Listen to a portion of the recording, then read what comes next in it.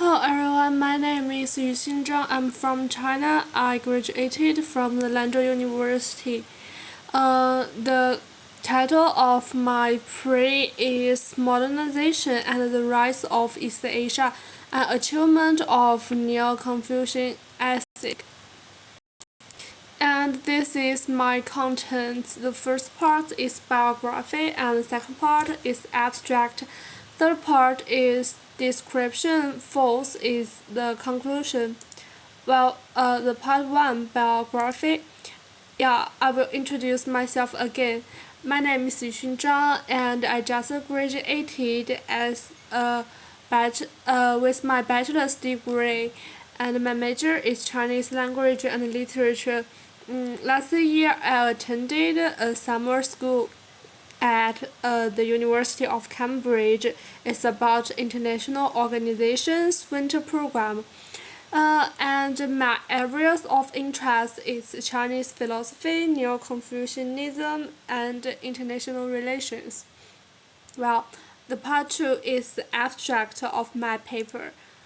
The relationship between Confucianism and modernization and the positioning of Confucianism in Eastern and Western cultures are questions that have been raised in recent times.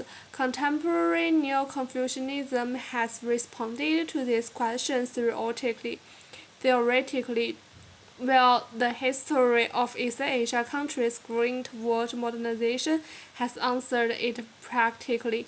After the 1970s, Japan and the Four Asian Tigers created a miracle of growth and development in the process of exploring their own new paths that were suitable for the new international environment and national conditions. The miraculous rise of the Eastern Asia region won the respect of the world.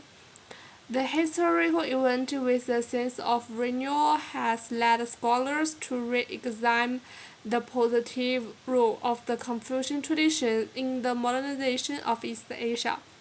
This encompasses not only issues of social economic growth and economic development strategies, but also deeper issues of political philosophy. Therefore, this paper presents the close relationship between the Neo-Confucian ethics and the rise of Asia from the perspective of the modernity of the Confucian tradition in East Asia and Asian political democracy. Neo-Confucian ethics has shaped Asia's industrial civilization, and Asia's economic development is consistent with the philosophical theory inherent in Confucian ethics. And the third part is about the description. The first part is modernity of Confucian traditions in East Asia. The A part is the historical perspective.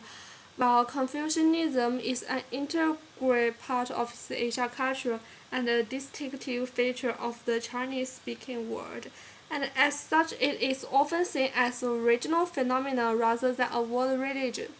The overall pattern of life in East Asia contains conscious structures that are based on values that are markedly different from those of the modern West, which emphasizes contractual relationships. The B part is the enlightenment in the Confucian traditions. In a broad sense of humanism, Confucianism affirms the dignity of the human person, their inherent freedom, and their right to self-development, emphasizing that they should have a conscience such should be rational and should be an integral part of a community. The C part is the modern spirit embedded in East Asia Confucianism.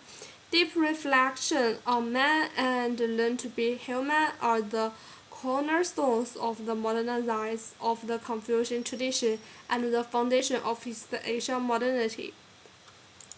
The second part is about the political democracy in East Asia. The A part is politics of authority in East Asia. Although the new authoritarian system of government in contemporary East Asia is far removed from the pluralistic politics of the West. It is also very different from the centralized political system of the past. It is a political and a cultural system of its own that combines the strengths of traditional Eastern culture and modern Western culture in a way that is conducive to the development of the nation and the region. The B part is Asian-style democracy. The goal of Asian-style democracy is to establish a good government that overrides society, that is, a moral government that meets the country's economic development needs and maintains social stability. There is huge difference between democracy in this sense and democracy in the Western sense, and Confucianism is the main ideological source of this difference. If this ideology were to take root, it would undoubtedly be sub, sub, subversive challenge to the modern model of democracy modeled on the West. The third part is the Neo-Confucian ethic and the rise of East Asia. The A part, the small A part, from agricultural ethics to industrial ethics. On an unconscious level, the Confucian ethic has been utilized and strengthened in the process of modernization in its favorable elements of industrialization and economic growth, and its unfavorable elements have been unconsciously suppressed and eliminated.